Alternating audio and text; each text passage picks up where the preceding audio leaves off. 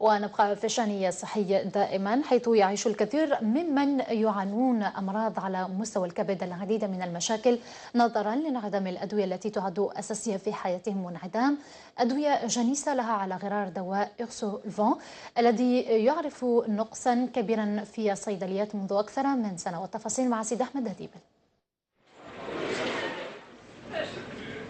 هاد الدواء بابا ما كانش ناقص، هو ما سيقولش ما نعرف ناقص بزاف. كثيرون هم من يعانون من أمراض على مستوى الكبد، وما يزيد من معاناتهم هو انعدام الدواء أو نقصه في الصيدليات. عم عمر هو أحد المرضى الذين يعانون من مرض الالتهاب الكبد الفيروسي، ويحتاج لتناول دواء يورسولفون، إلا أن نقص هذا النوع من الأدوية أصبح يقلقه. الدواء تاع الكبده انا اشعر انا حوس عليه مجبر، خليت ما بالواد، ما خليت صلاب به، ما خليت، ما كانش دواء تاع الكبده.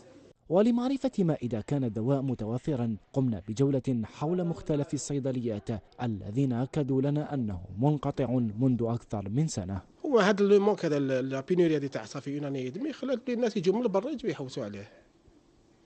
ايه سي صا، هو على بالك ماشي مديور بور لي جون اللي عندهم لي زيباتوباتي، هذوما اللي عندهم لي ليتياز.